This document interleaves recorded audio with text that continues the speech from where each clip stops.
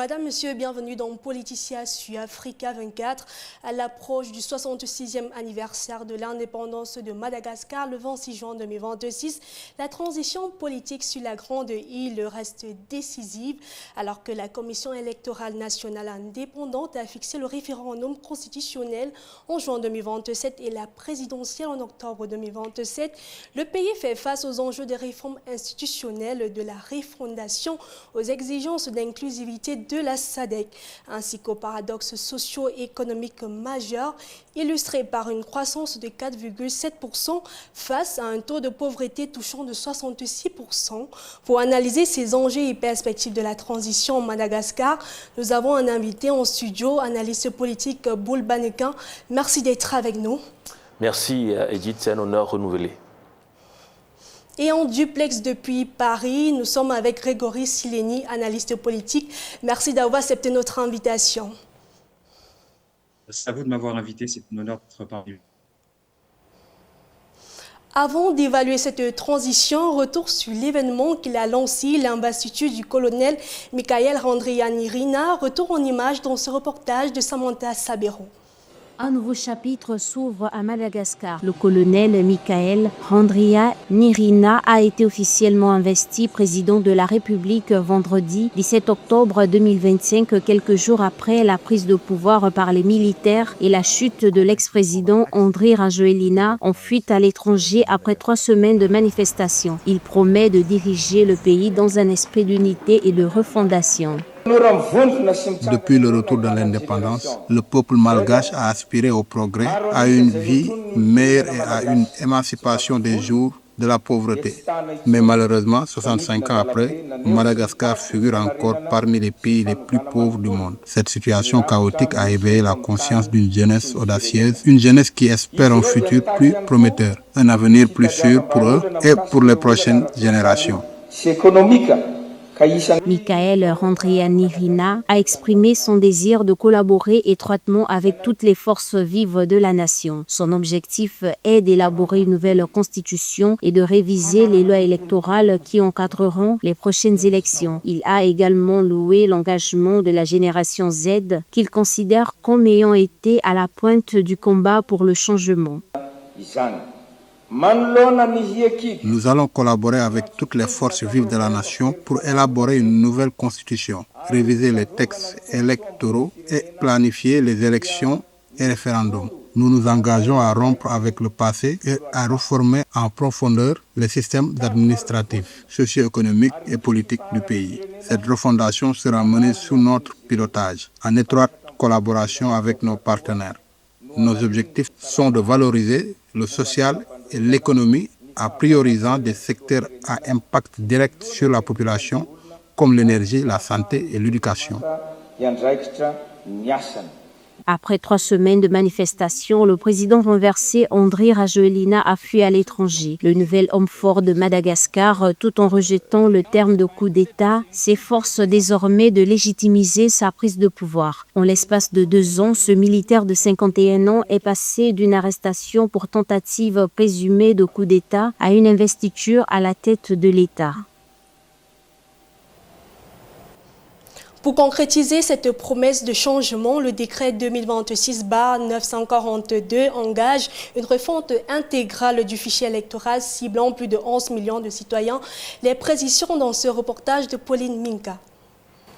Le gouvernement malgache a franchi une étape importante dans la modernisation de son système électoral avec l'adoption du décret numéro 2026-942 relatif à la refonte des listes électorales et du registre électoral. Ce texte marque un tournant dans la gestion du fichier électoral, régulièrement critiqué pour ses insuffisances lors des précédents scrutins. L'objectif affiché est clair, disposer d'un registre fiable, à jour et sécurisé afin de renforcer la crédibilité des prochaines élections. Ce qui est important pour moi, c'est que tout ce processus, dans l'application et dans le travail qui va être mené, doit vraiment être transparent avec notamment les observateurs, parce que je vois bien qu'ils ont précisé qu'il y aura des audits. Concrètement, la réforme prévoit une révision générale des listes électorales avec la suppression des doublons, la mise à jour des informations des électeurs et l'intégration de nouvelles inscriptions. Le gouvernement entend ainsi assainir un fichier qui concernait plus de 11 millions d'électeurs potentiels à l'échelle nationale. Il est à noter qu'il y a une vraie interrogation et un vrai questionnement, notamment avec le rapprochement entre la CENI et la Russie. La CENI qui est la Commission électorale nationale indépendante, qui s'est rapprochée de la Russie suite à une invitation du comité d'organisation électorale en Russie, qui prétend pouvoir transmettre notamment son savoir-faire, aussi bien en termes d'organisation que dans la délivrance des résultats. Le cadre légal de base du système électoral malgache est celui de 2018, mais soumis à des amendements en 2023. Pour le gouvernement, cette refonte constitue un levier essentiel pour restaurer la confiance des citoyens et des acteurs politiques dans le processus électoral. Elle s'inscrit dans une dynamique plus large de consolidation démocratique dans la Grande Île. Vous regardez Politicien sur Africa 24 consacré aux perspectives de transition de Madagascar. Première question pour poser le cadre boulbaniquin. La transition prévue jusqu'en 2027 peut-elle fragiliser la stabilité politique et la légitimité du processus? Merci pour la question. Il faut d'abord rappeler le contexte du pays qui est Madagascar. Madagascar, c'est un pays qui a connu près de 6 coups d'État depuis 1960. C'est un pays qui est très fragile et qui vit depuis 60 ans d'instabilité en instabilité. Alors, pour comprendre, n'est-ce pas, le processus de transition qui est prévu, n'est-ce pas, pour 2027, notamment l'organisation des élections, il faut préciser que c'est une date, 24 mois, qui est une date quand même assez longue.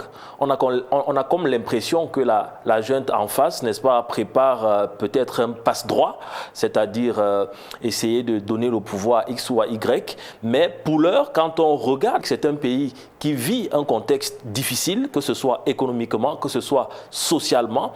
Donc la junte en place s'appuie sur des éléments tels que nous voulons faire une refondation des institutions, on veut remettre, n'est-ce pas, les nouvelles constitutions en place, on essaie de redonner vie aux institutions de la République avant d'organiser les élections. Mais pour l'heure, il y a quand même deux curiosités qui sautent à l'œil nu. La première curiosité, c'est de manière coopérative, Madagascar a basculé de la France pour la Russie.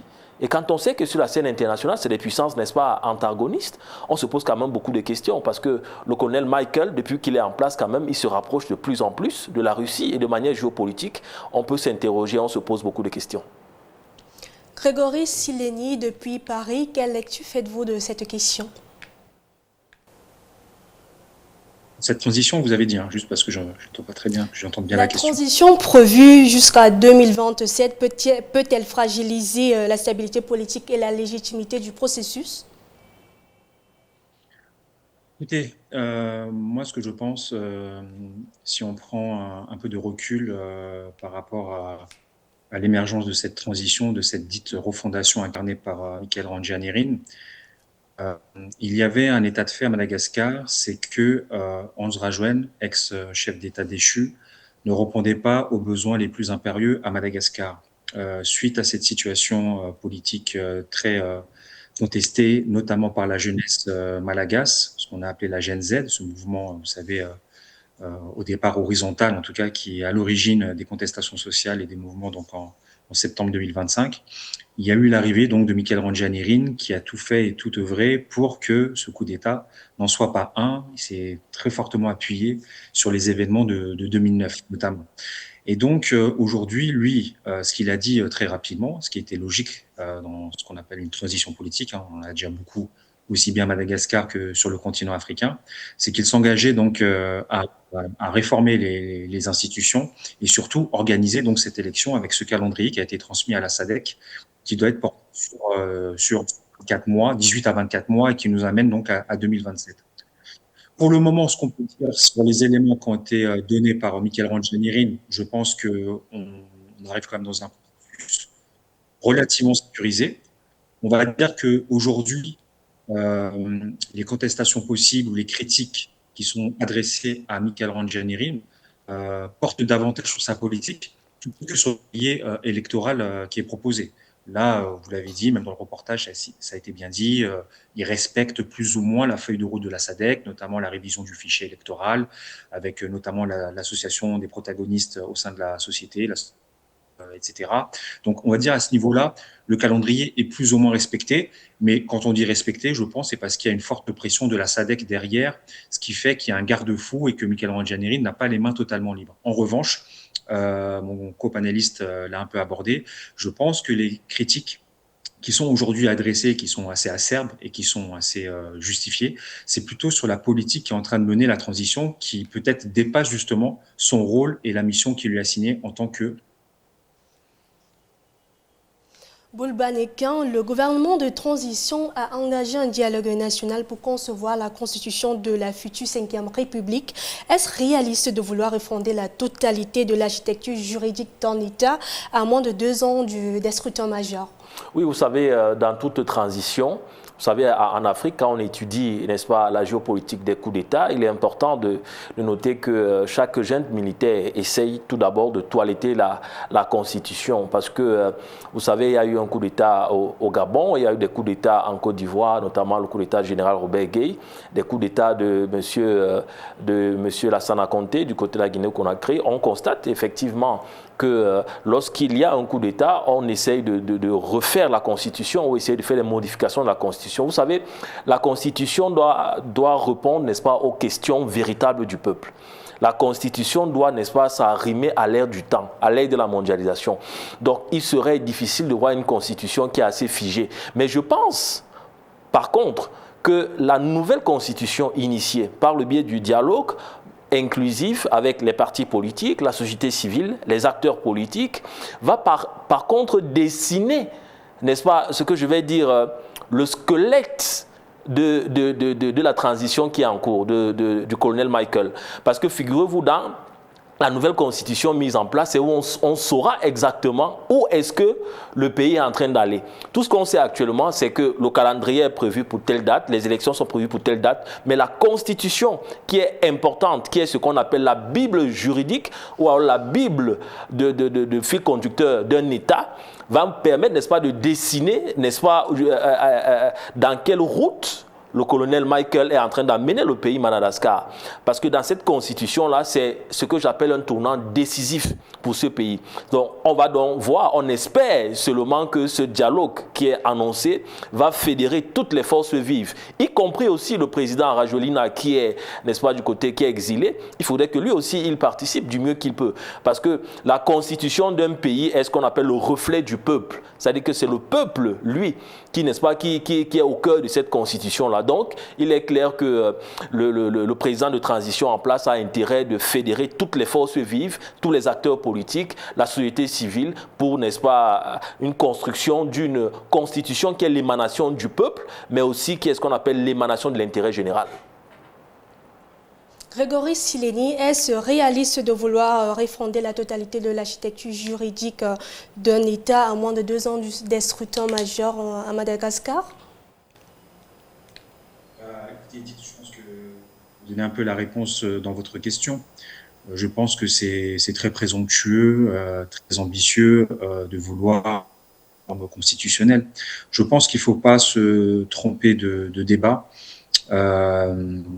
C'est que si on a une constitution qui peut y avoir sur le continent, et notamment dans elles sont souvent un peu des copies, en tout cas, elles ressemblent fortement, on va dire, aux constitutions françaises, ce qui est un peu logique, puisqu'il y a forcément le passé de la colonisation qui ressurgit. Donc, moi, ce que je pense, c'est qu'on ne va pas aller forcément dans quelque chose de très novateur qui va changer en changement de constitution. Si l'idée de la transition, c'est de dire qu'on va sur une nouvelle république et une nouvelle constitution pour que ça puisse impulser un changement, pourquoi pas? Parce que je pense que en politique, le symbole a son importance.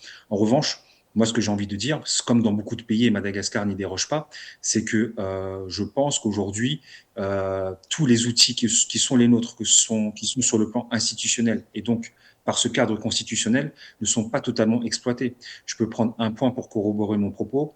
Si on regarde, par exemple, si la décentralisation est effective Aujourd'hui, à Madagascar, elle ne l'est pas. Pourtant, ce serait un atout considérable pour que justement la société civile soit totalement assurée, qu'on sorte du centralisme qui a autour d'Antananarivo, qu'on implique davantage les régions. On sait qu'à Madagascar, on a quand même cette force, c'est d'avoir des chefs de région, nous avons des préfets. On sait que on parle des Fuktan, c'est au niveau des quartiers, c'est très important d'avoir aussi cette dimension je pourrais l'exprimer ainsi. Donc moi, je pense que c'est surtout ça qu'il faut agir. Moi, je pense que depuis le début, là maintenant, on a un peu pour pouvoir mieux apprécier la présence de Michael Randrianirina à la tête de cette refondation. Je pense qu'il est malheureusement ce qu'on pouvait fortement pressentir, et moi j'ai eu l'occasion de m'exprimer à plusieurs reprises au moment des contestations sociales, c'est qu'il ne peut pas apporter une véritable réponse politique aux problèmes de Madagascar, parce que ils sont structurels. On ne peut pas non plus tout lui assigner cette responsabilité-là. Il est arrivé de manière impréparée, forcément, puisque c'est un pouvoir qui a été pris de manière intempestive, si on veut rester dans un euphémisme. Donc voilà, tout ça pour vous dire que je pense qu'il ne faut pas se tromper de combat et qu'il faut, je pense, avoir plutôt, et moi c'est ce que j'ai toujours à mes concitoyens à Madagascar, vous savez, quand vous appartenez aux 5 pays les plus... il faut faire preuve de beaucoup d'humilité. Et moi, ce que je pense, il faut que ce gouvernement tâche de respecter le calendrier qui est le sien pour permettre des élections, essayer de faire un effort, de consentir à faire un effort qui sont très chers à Madagascar et qui ont été mis en exergue par la GNZ, à savoir le problème de corruption à Madagascar, donc être attentif à ça, plutôt instaurer des instances de contrôle par rapport à ça, parce que c'est pareil, c'est un problème qui est structurel à Madagascar. Donc voilà, je pense qu'il ne faut pas se lancer dans des politiques qui ne sont pas possibles de mettre en place, que ce soit sur le plan géopolitique, d'orientation à 360 degrés, notamment avec ou d'autres choses qui sont un peu trop complexes à mettre en place. À Antananarivo, la mouvance citoyenne et la génération Z expriment déjà des doutes et réclament des verrous institutionnels écrits.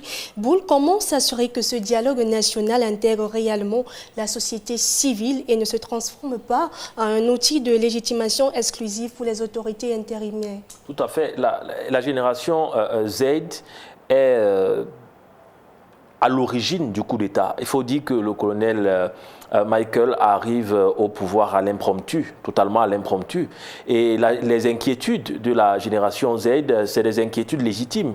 Parce que, voyez-vous, ça fait déjà environ 1 an que le président de transition est en place et l'ensemble de ses décrets, ses amis et les différentes trajectoires, qu'elles soient conjoncturelles, de manière politique, peuvent interroger, n'est-ce pas, la génération Z. Parce qu'il faut dire que lorsqu'il prend le pouvoir, il a fait un discours. Il fait un discours où il promet, il dit d'abord merci à la génération Z.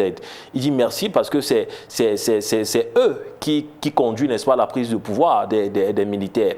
C'est à cause des revendications dans la rue, des manifestations qui conduisent, n'est-ce pas, à la prise du pouvoir des militaires. Et après les remerciements, il a fait des promesses. Il a fait des discours de promesses à la génération Z qu'il va, n'est-ce pas, répondre favorablement aux problèmes, n'est-ce pas, de cette génération, de cette jeunesse-là, en réalité. Mais la jeunesse, elle est inquiète sous 2 prismes. Premièrement, les inquiétudes se font, n'est-ce pas, sur, comme je l'ai dit tout à l'heure, sur la coopération et les différents décrets du président de transition en place qui peut, n'est-ce pas, donner certains doutes, mais aussi au niveau, n'est-ce pas, des attentes du peuple. Le peuple a besoin de la résolution des problèmes concrets, c'est-à-dire du pragmatisme politique. Mais on peut aussi accuser la génération Z parce que, en réalité, le président en place, il n'a qu'1 an au pouvoir. Quelqu'un qui arrive au pouvoir à l'impromptu ne peut pas en réalité mettre en place une politique, ne peut pas avoir, n'est-ce pas, des politiques publiques efficaces. Surtout que nous savons tous qu'il s'agit d'un président de transition.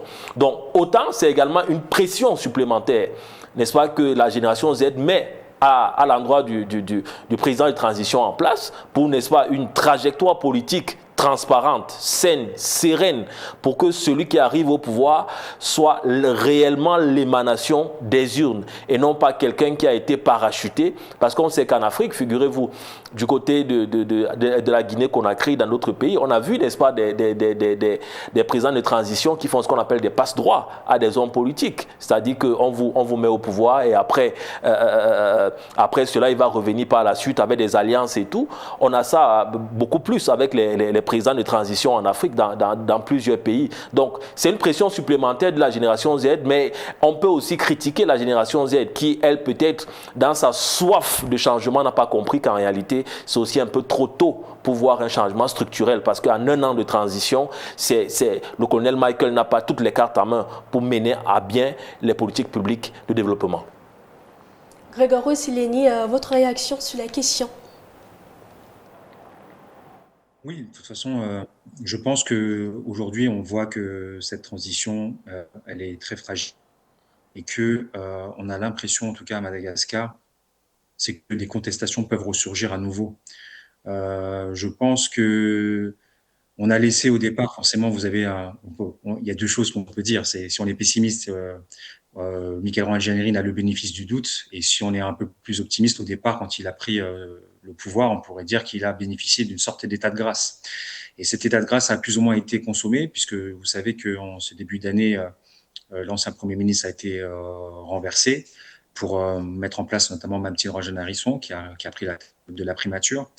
Et aujourd'hui, Madagascar est toujours confronté au même problème. C'est-à-dire qu'il y avait un défi que devait relever la transition, à savoir résoudre les problèmes énergétiques, l'accès à l'eau et l'accès à l'électricité. Vous savez qu'à Madagascar, il n'y a qu'un tiers de la population qui a accès à l'électricité.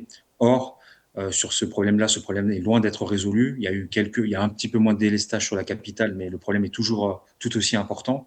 On voit bien qu'au niveau de la pauvreté, c'est pareil. Le taux de pauvreté, vous savez, à Madagascar, il est énorme. Si on devait un petit peu dire rapidement, c'est-à-dire 80% de la population malgache vit avec moins de $2 par jour. Donc, vous voyez, toutes ces choses-là, Michael Randrianirina n'a pas répondu à cela. Donc, aujourd'hui, on peut dire que il y a une forte déception à Madagascar de cette transition-là. Et en plus, vous savez, il y a des soupçons qui sont assez importants sur des affaires de corruption qui continuent encore à exister à Madagascar et qui inquiètent la société civile.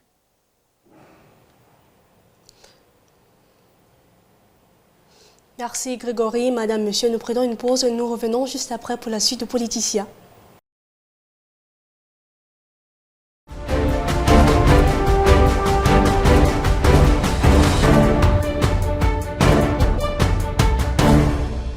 Nous sommes de retour sur le plateau de Politicien en compagnie de Boulbaneka, analyste politique en studio et en duplex depuis Paris, Grégory Sileni, analyste politique également. Au-delà des ambitions affichées, Madagascar reste confronté à des défis énergétiques majeurs. En avril 2026, une pénurie aiguë de carburant a conduit les autorités à décréter un état d'urgence de 15 jours. Ce fond de tension au Moyen-Orient et des craintes de contestation sociale ont fait le point dans ce reportage de Pauline Minka. Un nouveau chapitre s'ouvre à Madagascar. Le colonel Michael Randrianirina a été officiellement investi président de la République vendredi 17 octobre 2025, quelques jours après la prise de pouvoir par les militaires. Face à une pénurie aiguë de carburant, le gouvernement malgache a déclaré un état d'urgence énergétique de 15 jours sur l'ensemble du territoire à l'issue du Conseil des ministres de 7 avril 2026. Cette mesure exceptionnelle intervient dans un contexte de forte tension sur le secteur énergétique, marqué par un déséquilibrage persistant entre l'offre et la demande. Une situation aggravée par les répercussions de la conjoncture géopolitique internationale, notamment au Moyen-Orient, qui pèse sur l'approvisionnement et accentue la vulnérabilité énergétique du pays. J'y vois notamment deux aspects importants. Le premier, c'est que Michael Randrianirina est soucieux, je pense, de la résonance que ça peut avoir au sein de la société civile et qu'il sait qu'il y a la Gen Z et qu'il peut y avoir de nouvelles tensions qui peuvent émerger si la situation venait à perdurer. Depuis plusieurs semaines, la situation se dégrade avec de longues files d'attente dans les stations-service, notamment à Antananarivo et Toamasina, et des mesures de rationnement dans certaines régions. Malgré ce contexte, les prix de carburant pour avril 2026 restent inchangés. Le sans-plomb 95 à 4 900 ayari le litre, le pétrole lampant à 3 510 ayari et le gasoil à 4 660 ayari le litre, selon un communiqué publié le 5 avril par l'Office malgache des hydrocarbures. les économies africaines soient tributaires des importations et notamment les importations d'hydrocarbures, beaucoup de pays se retrouvent en difficulté. Les seuls pays qui parviennent à émerger, ce sont des pays qui sont notamment exportateurs de pétrole, comme c'est le cas du Nigeria ou de l'Algérie. Fortement dépendant des importations de carburant, Madagascar subit les effets de tensions internationales qui perturbent l'approvisionnement. Face à cette situation, les autorités envisagent des mesures exceptionnelles pour établir l'approvisionnement et limiter les impacts économiques et sociaux. À l'heure du bilan de ce 26 juin, je parle avant. Je disais que je voulais commencer par l'inviter à distance. Vous êtes prêts? Je lance. OK. À l'heure du bilan de ce 26 juin, Madagascar affiche une croissance de 4,7% de croissance projetée pour 2026, mais la pauvreté frappe encore plus de 66%. Grégory Sileni, comment expliquer ce décalage chronique et quelles réformes urgentes de redistribution budgétaire manquent aujourd'hui à l'économie malgache? En fait, il faut être très vigilant quand on analyse les chiffres macroéconomiques. Et ça, on peut le voir partout, notamment dans les... C'est-à-dire que quand vous avez fomenté, notamment à Madagascar, à savoir des économies qui sont extractives avec notamment les ressources minières, qui dépendent notamment de toute cette exportation, que ce soit au niveau de l'agriculture, avec notamment les litchis, le girofle, un certain nombre de produits. Et en fait, si vous voulez, cette économie de fait...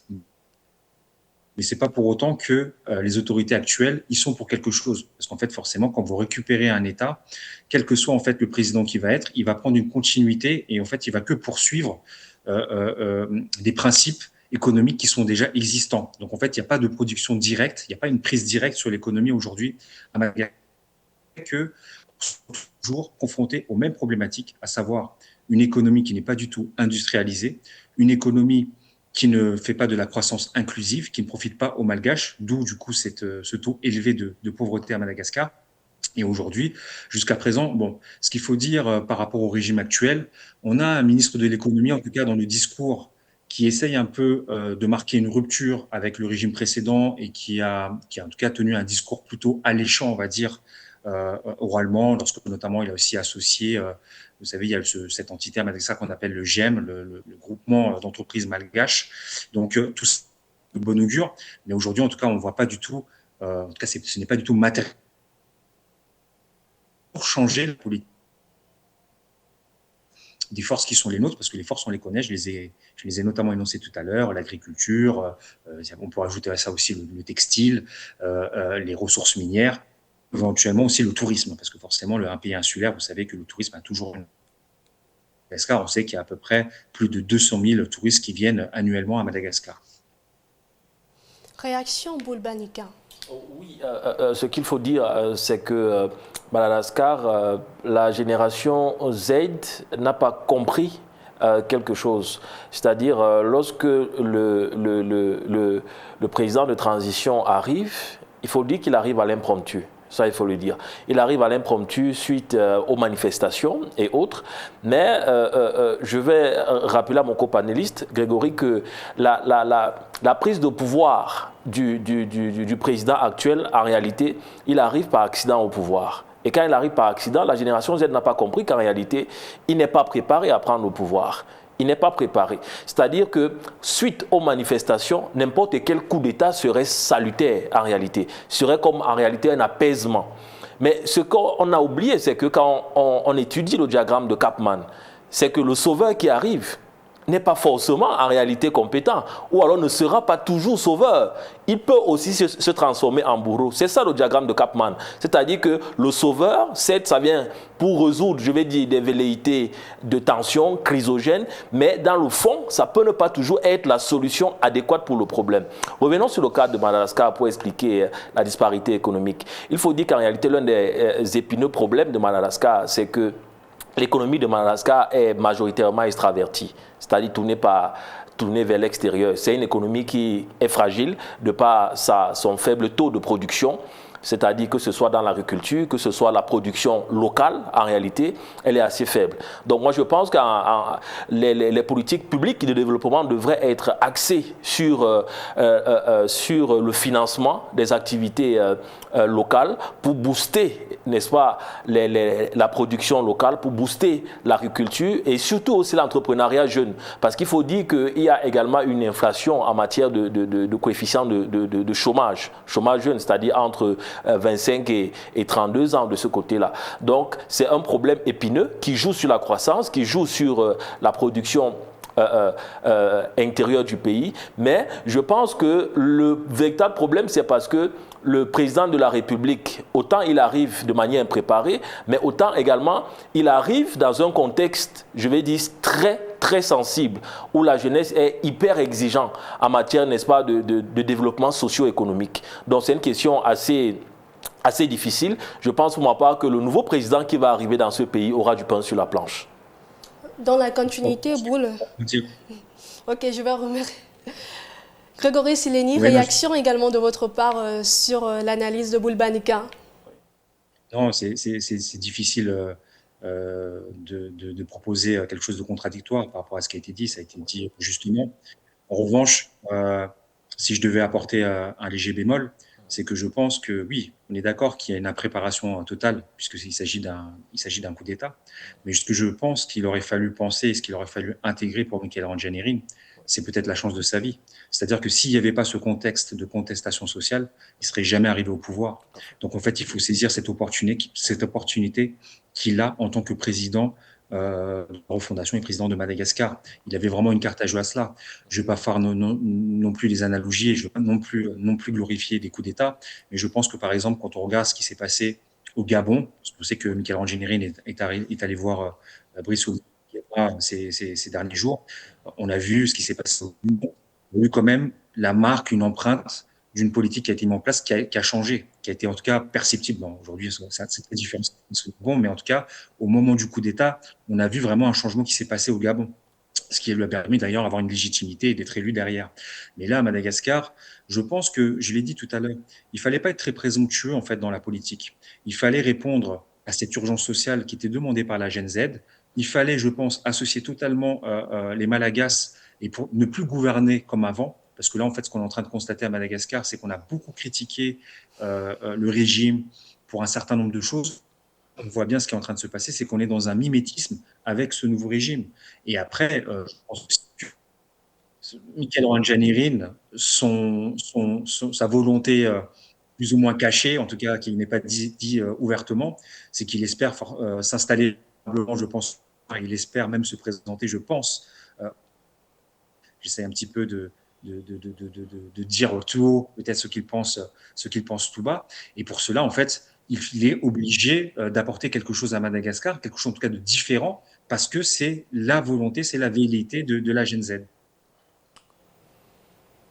Madagascar ambitionne d'atteindre 80% d'accès à l'électricité d'ici 2030 avec au moins 85% d'énergie renouvelable dans son mix énergétique. Pour y parvenir, le pays devra mobiliser 7,2 milliards de dollars, dont 60% provenant du secteur privé.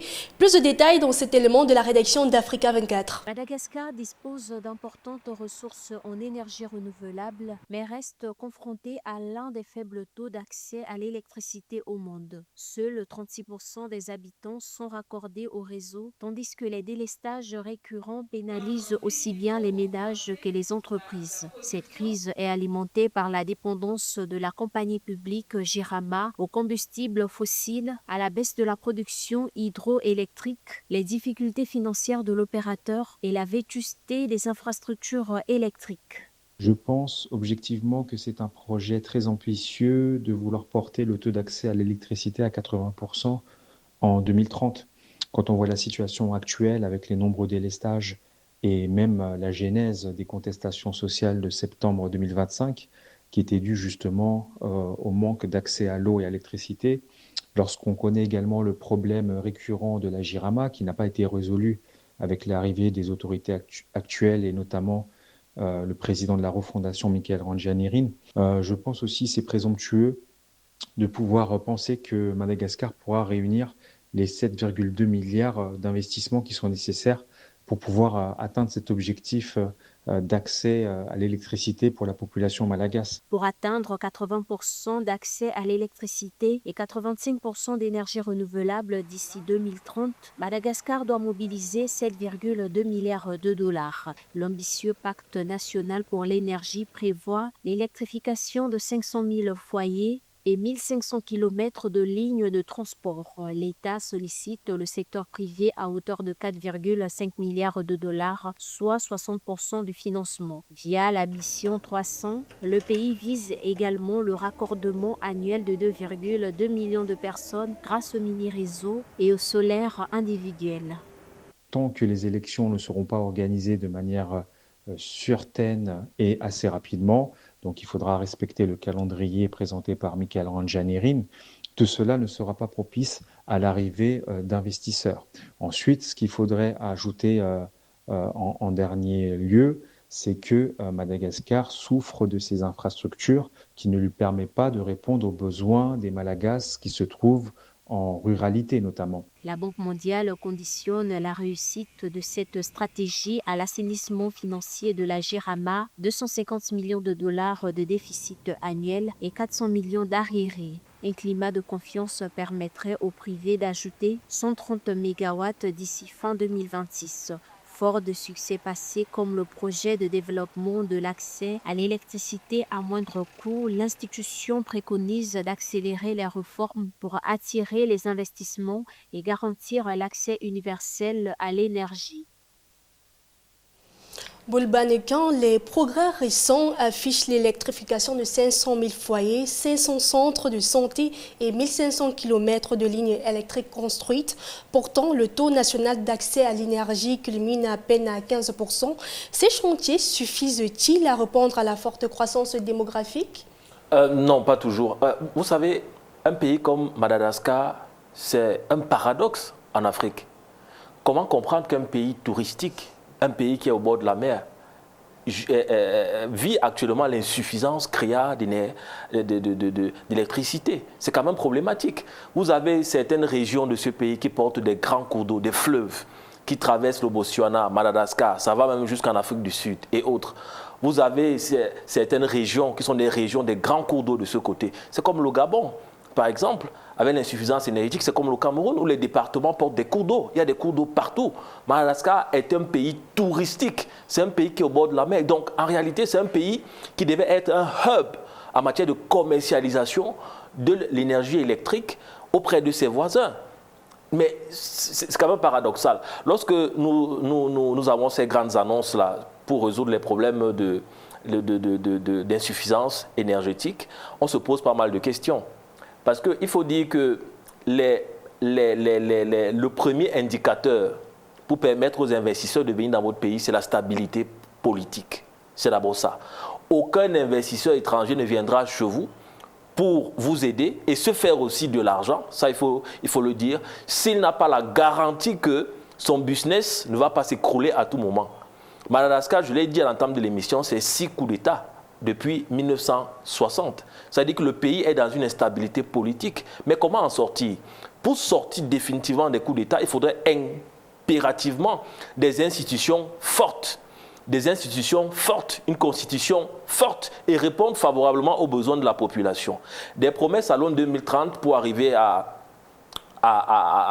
plus d'électrification du pays. Moi, je pense pour ma part que ce qui est avantageux, c'est que ce prêt contacté auprès des acteurs extérieurs, c'est déjà un avantage. Ça veut dire que le pays est n'est-ce pas, éligible pour rembourser la dette. Là, déjà, c'est un avantage. Mais là, il faudrait, cette fois-ci, que le processus de remboursement de la dette doit se faire avec moins d'intérêt. Sinon, c'est Madagascar qui va, n'est-ce pas, en prendre un coup.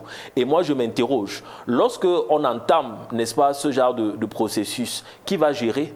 Est-ce que ce sera des partenaires étrangers ou ce sera la population elle-même de Madagascar qui va gérer, n'est-ce pas, l'opérationnalisation de l'énergie électrique dans ce pays. Donc je pense pour ma part qu'en dehors des questions énergétiques, il faudrait aussi que le régime puisse se pencher sur des questions de développement de la jeunesse. Madagascar, c'est près de 60% jeunes. Donc la priorité actuellement de la jeune militaire serait, n'est-ce pas, de se pencher sur la préoccupation majeure des jeunes de ce pays. Rappelons que les insuffisances de la Compagnie nationale d'électricité ont été le détonateur de la crise politique d'octobre 2025. Grégory, comment le gouvernement de transition peut-il transformer ces récents investissements dans les infrastructures en un véritable bouclier contre une nouvelle crise sociale? Vous savez, hein, je pense que, à l'image un peu du reportage que vous avez diffusé, il faut ces discours faits de communication et ces discours qui sont très ambitieux. Comment voulez-vous aujourd'hui à Madagascar, comme je l'ai dit précédemment, vous avez 36% de votre population qui a accès à l'électricité, que vous allez passer à 80%. C'est infaisable et impossible. Là, nous sommes encore dans une période de transition. Et si le processus suit bien son cours, le nouveau président arrivera qu'en 2027. Donc, ça lui donnerait 3 ans. Il faut être très modeste. Vous avez vu, vous avez dit, on est sur le 66e anniversaire de notre indépendance. Si nous avons failli autant d'années, autant de décennies, il ne faut pas avoir ce genre de discours-là, parce que ça, c'est entretenir de fausses promesses auprès de la population et ça va aucunement faire avancer le pays. Je vais juste aussi préciser, hein, c'est que Madagascar n'a pas vécu 6 coups d'État, mais on en a vécu 5. Hein. C'est très important aussi de le préciser pour que les spectateurs. Mais sinon, par rapport à votre question, c'est que je dis aujourd'hui, malheureusement, Michael Randjanirin se trouve plus ou moins dans une impasse. Il est dans une impasse, mais parce qu'il est dans un problème qui est beaucoup trop grand pour ses épaules, parce que le Madagascar a des défis nombreux. Et je rejoins totalement mon co-débatteur quand il dit que Madagascar vit un paradoxe. Vous savez, il y a des économistes des économistes malagasy qui se sont attardés sur notre situation. Et Madagascar, c'est le seul pays au monde qui s'appauvrit alors qu'il n'est pas en situation de guerre. C'est ça Madagascar aujourd'hui. Nous arrivons au terme de cette émission. Je reste justement sur vous, Grégory. Le gouvernement vient de plafonner la dette extérieure à 2,67 milliards de dollars dans son projet de loi de finances. Comment l'exécutif peut-il financer ces lourds chantiers d'infrastructure et l'organisation des scrutins de 2027 tout en respectant une discipline budgétaire? Vous savez, Madagascar, l'une, malheureusement, l'un des axes sur lesquels il doit s'appuyer, c'est l'aide internationale. Donc, tout à l'heure, ça a été dit, important d'apporter des gages de sécurité bailleurs de fonds, parce que malheureusement, la grande partie du budget à Madagascar dépend de cette aide internationale. Ce qui est assez positif et qu'on peut mettre plus ou moins au crédit de Michael Randjanirin, ce qui permettra un peu de tempérer peut-être mon propos depuis le début de cette émission, c'est qu'il a réussi finalement hormis l'Union africaine, à faire passer ce qui s'est passé à Madagascar comme n'étant pas un coup d'État, parce qu'il y avait l'assentiment des institutions, c'est ce qu'il a eu au départ, et il y a eu l'assentiment donc de la population qui l'a porté au pouvoir. Or, aujourd'hui, on voit que Madagascar parvient à débloquer des aides, parvient aussi à traiter de manière bilatérale avec certains pays, notamment un partenaire assez stratégique qui est la France. Donc ça, c'est plutôt positif, et ce qui permet peut-être de garantir, en tout cas, d'assurer ce qui avait été énoncé notamment dans la loi de finances. Après, si on s'attarde sur la politique vertueuse qu'il peut y avoir sur le plan économique, là, vous savez très bien que j'aurais quand même un fort pessimiste par rapport à cela, parce que les problèmes à Madagascar sont trop grands et que c'est difficile quand vous êtes dans une complexité où vous devez conjuguer urgence sociale, notamment endiguer le problème de pauvreté, problème énergétique et notamment industrialiser son économie. Boulbanégan, une dernière réaction de votre part? Oui, je pense que l'un des mérites qu'il faut accorder au président de transition, c'est d'avoir essayé de libéraliser ces relations internationales, de prôner par le multilatéralisme qui peut être, n'est-ce pas, un atout majeur, notamment dans le financement et l'organisation sereine des élections, notamment le rapprochement avec les partenaires tels que la Russie, la Turquie et d'autres partenaires. Mais ce qu'il faut dire, c'est qu'à l'heure actuelle, les bailleurs de fonds internationaux peuvent aider Madagascar, qui reste tout de même, malgré des indicateurs de pauvreté et une faible croissance, crédible en matière, n'est-ce pas, de prêts. Mais il faut aussi dire que si le président en place essaye de lutter efficacement contre la corruption, ce serait un atout majeur. Lutter contre la corruption, lutter également contre la réduction du train de vie de l'État, ce serait, n'est-ce pas, des atouts majeurs pour essayer, n'est-ce pas, de rentabiliser économiquement les fonds, de lutter efficacement contre la corruption et aussi, n'est-ce pas, de pourquoi pas financer les élections à l'aune à venir. Moi, pour chuter et pour terminer, je vais dire merci à Grégory. Voilà, effectivement, c'est un coup d'État, merci. Voilà, mais j'étais pas loin. La population, à l'heure actuelle, doit faire preuve d'un peu de modestie, un peu de patience aussi, parce qu'elle est très exigeante en matière de résultats. Un peu de patience et aussi faire preuve de foi, n'est-ce pas, au président en place. Et le président en place doit aussi se mettre très vite à l'étrier, même si ce n'est pas facile. Comme Grégory l'a dit, c'est une chance pour lui d'être au pouvoir, pour être candidat. C'est-à-dire que si en 2 ans, il n'a pas fait des preuves palpables, visibles et tangibles auprès de la population, il sera difficile qu'il puisse briguer un mandat. Là, je suis d'accord, ça peut être un tremplin pour lui, mais je pense pour ma part qu'il y a du bon, mais il y a aussi du mauvais. Mais pour l'heure, on observe, et je pense que la mise en place de la prochaine constitution va déceler, n'est-ce pas, le squelette de la trajectoire de ce pays dans les jours à venir. Merci Boulbanikan pour vos analyses. Merci également à Grégory Sileni d'avoir été avec nous. Merci à vous. Madame, Monsieur, c'est la fin de cette édition de Politicía. Dans un instant, une nouvelle édition de l'actualité africaine.